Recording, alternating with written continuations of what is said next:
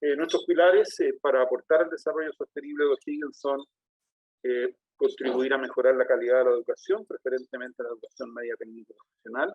Aquí hay 50 liceos TP, donde estudia el 58% de la matrícula de tercero y cuarto medio de la región. O sea, si cogemos un estudiante de tercero o cuarto medio, lo más probable, un 60% de probabilidad es que estudie en un liceo TP.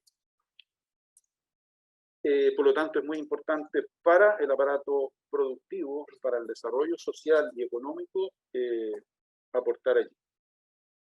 Un segundo pilar es la promoción del emprendimiento, la innovación y el fortalecimiento de las pymes. Ya les voy a mostrar por qué esto es muy importante. Y la colaboración empresarial, y ahí fundamentalmente lo que hacemos es un encuentro empresarial de aquí que se llama ENEO, y que este año esperamos volver a hacerlo presencial en el mes de diciembre, perdón, de octubre. Y aquí voy al foco que estaba destacado con otro tono de color, un espacio de contribución al desarrollo sostenible muy importante son las MIPYMES, las medianas, pequeñas y microempresas. Fíjense ustedes que en la región el 99% de las empresas contribuyentes en el servicio de impuestos internos son MIPYMES. Solo el 1% son grandes empresas. Estas empresas representan solo el 27% de las ventas. Así se distribuye más o menos la torta. Uno dirá, es injusto, pero es que en todo el mundo es igual. Va a Japón, Estados Unidos o en Europa, la distribución es más o menos parecida. Y generan este 99% de empresas genera el 66% del empleo. Tengo un dato más aquí. Respecto de las ventas, porque en el proyecto de ley se menciona una gradualidad para las empresas que tienen hasta 75.000 UF. En la región, el promedio de las medianas vende 47.000 UF al año, el promedio. O sea, está bastante debajo de del tope. La pequeña, 7.200 UF al año. Y la microempresa, tan solo en promedio, 508.000, 508 UF al año. Ese es el primer dato para mostrar complementar lo que mostraba Eolo respecto de cómo se genera el Producto Interno Bruto Regional, ¿no? Y cómo se compone el empleo. Por lo tanto, lo más probable es que si estamos hablando de empleo, estamos hablando de este sector, y quiero agregar un par de datos. Cuando partió la corporación en el año 98, había un estudio que hizo una consultora que mostraba que la productividad de cualquier sector productivo distinto de la minería en la región era 1/10 de un trabajador de la minería. Por lo tanto, eso también se expresa en los salarios. Esto no es un tema de que un sector sea más malo o que no quiera pagar más, sino que es la productividad marginal del trabajo que puede pagar esos salarios, pero lo contrario, las empresas no se pueden sostener. Estamos hablando de promedios. Y otro elemento importante a considerar en este escenario es la heterogeneidad laboral en las empresas, de temas como los que mencionaba Eolo respecto a la temporalidad, respecto a las distintas actividades productivas, distintas habilidades y competencias de los trabajadores, hace que el escenario sea bastante heterogéneo en el mundo laboral de este conjunto de empresas que hemos mostrado. Y existen sistemas, o empresas con distintos sistemas de turnos excepcionales, semanales u otros sistemas especiales, por ejemplo, como los que conocemos mucho en la minería. Entonces, la heterogeneidad también es otro aspecto que hay que considerar de cara a esta año. Un poquito de historia, para compararnos Chile con lo que nos gusta tanto con la OCDE, ¿no? En la línea roja está la tendencia desde el año 2011 o 2010 al 2021 respecto de las horas efectivamente trabajadas. En el caso de Chile estamos sobre las 42 horas, ¿no? Estas son estadísticas y por lo tanto son promedios. Y la OCDE está por el orden de las 37, 38 horas.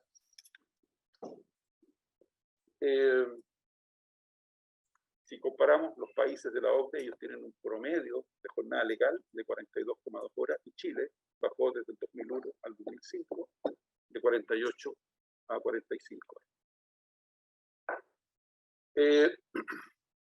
Bueno, este es un dato muy importante de no dejar de tener presente, porque la productividad del trabajo en Chile ha ido cayendo.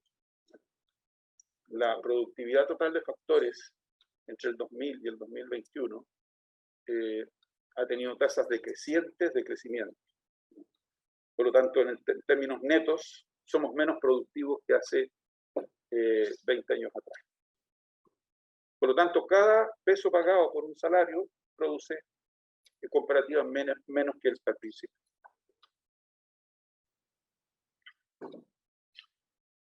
Este otro tema importante de considerar que dentro de los países de la OCDE, Chile tiene una alta tasa de rotación. Por lo tanto, hay que tener cuidado o hay que tenerlo presente. No digo que no se deba hacer, pero hay que tenerlo presente como otra condición de que teniendo un 26% de rotación menor a un año, es decir, el 26% de los trabajadores se cambia de trabajo antes de un año, cuando vaya al otro trabajo, le van a ofrecer el salario, pero por las 40 horas, el salario más bajo. Por lo tanto, ahí se puede producir una disminución de los salarios y todos los efectos que eso tiene. Esa persona tiene un menor salario, por lo tanto, va a querer compensar y esas 5 horas menos a la semana las va a ocupar en un trabajo extra para compensar ingresos y mantener sus niveles de consumo. Eso tenerlo presente. Y la flexibilidad de la jornada laboral también dentro de los países de la OCDE, Chile tiene una alta tasa de inflexibilidad laboral, cerca del 50%, con un dato que es un poco antiguo, pero que nos sirve de referencia.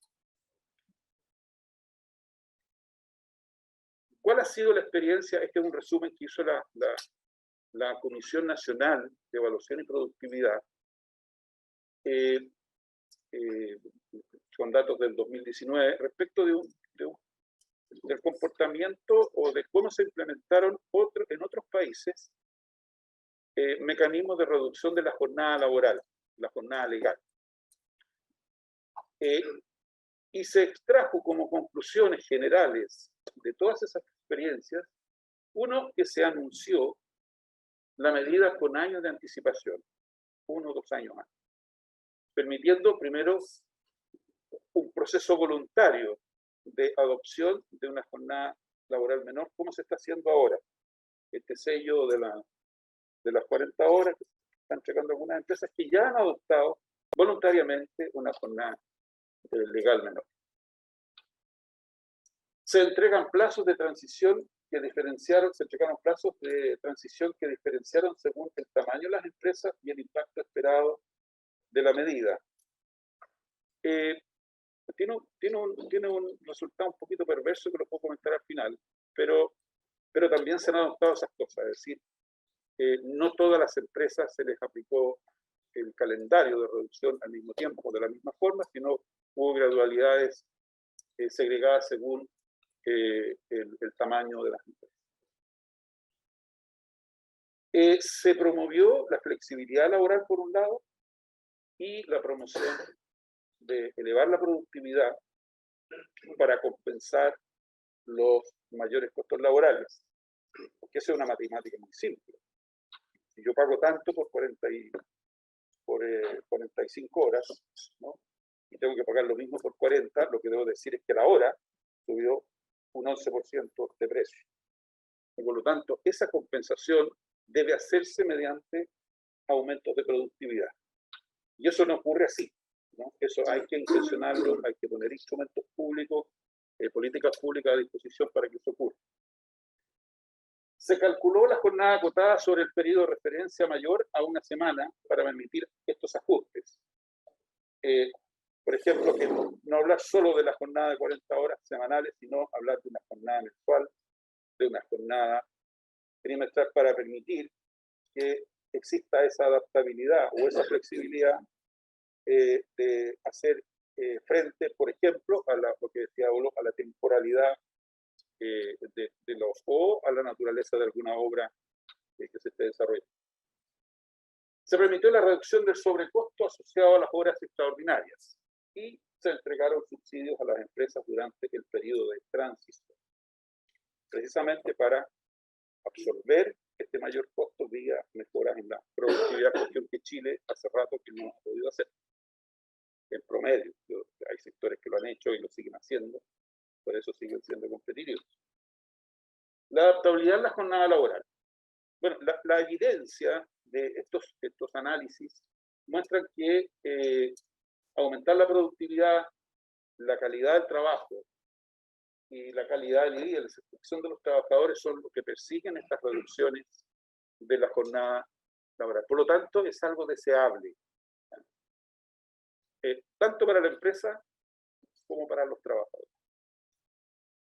Porque si la empresa se ve presionada, se ve invitada a reducir la jornada, también tendrá que mejorar su competitividad y eso le hace más competitiva en el ecosistema productivo nacional e internacional. Una rebaja de la jornada gradual y con medidas de adaptabilidad permite combinar de mejor forma los objetivos de avanzar hacia una reducción efectiva de la jornada y evitar impactos en el empleo. Por lo tanto, la observación del escenario es muy importante a la hora de aplicar esta medida. Además, el uso de esquemas de adaptabilidad laboral tiene impactos positivos en la atracción y retención de los trabajadores, un poco por lo que decía esto de ponerse la camiseta y quedarse ahí. Se reduce el absentismo, ¿no? Y hay mayor satisfacción e intención de quedarse y de permanecer en el trabajo. La OIT también reconoce y destaca la importancia de incorporar una jornada flexible para beneficiar a empleadores y trabajadores. Los trabajadores aprecian la flexibilidad para manejar sus horas de trabajo diarias y semanales y consideran que es un aspecto importante para mejorar el equilibrio entre el trabajo y la vida familiar. Y luego también se proponen algunas medidas que deben estar en la mesa. Yo no digo cuáles deben ser, pero que debieran considerarse como los bloques de horarios de entrada y salida, jornadas comprimidas, jornadas promediadas o analizadas, bancos de horas. En Chile no se ha usado mucho. Reducción de jornada en tiempos de crisis, como se hizo durante la pandemia. Sistemas de tiempo flexibles sin considerar también aquí las oportunidades que ofrece el trabajo a distancia. La OIT también exhorta a que se busque una autonomía de tiempo de trabajo y establece que los trabajadores necesitan mayor soberanía sobre su tiempo. Tienen que tener también mayores posibilidades de acordar respecto de esto en el marco de la jornada legal, adaptabilidades para ser más felices, ¿no? Es decir, para que haya beneficios de su salud, de su bienestar y también como el desempeño personal y de la empresa. ¿Estamos tiempo ya? Sí, estamos de tiempo, estamos terminando, ¿cierto? Ya, aquí, en definitiva. Ya. Llevamos un minuto más. Es importante avanzar entonces hacia jornadas laborales más reducidas. Es importante avanzar, es deseable, con el objeto de conciliar y hacerla más adaptable a necesidades, preferencias y proyectos de la vida de las personas, para la recreación, para la vida espiritual, para compartir con la familia, etc. Para la reducción de la jornada y que no genere impactos negativos en el empleo y en los salarios de las personas, es fundamental que vaya acompañado de algunas otras medidas como la siguiente. Lo que hemos indicado, la gradualidad, con inicio de su implementación el 2024. El 2023 no va a ser un buen año, ya está anunciado, para el desempeño económico del país. Con etapas de acceso voluntario, es decir, las empresas que estén disponibles y preparadas pueden iniciar ya su adaptación a una jornada media. Consideraciones de heterogeneidad, lo que indicaba yo, de las empresas, particularmente en las regiones, donde el 99% de las empresas son medianas y para abajo y pequeñas. Crecientes grados de adaptabilidad, como lo indicábamos, y aquí quiero indicar dos cuestiones fundamentales para el público que nos interesa en Profinis, que son las pequeñas y medianas empresas. Un par de políticas públicas robustas, con buenos recursos, para permitir la digitalización de las pymes, es decir, la integración de tecnologías en sus procesos. No es comprarles computadores y pantallas, es integrar tecnología en los procesos para lograr mayor productividad y una capacitación laboral efectiva que sea pertinente a las mejoras de productividad, una política pública que se puede implementar desde el SEC. Esa es nuestra contribución.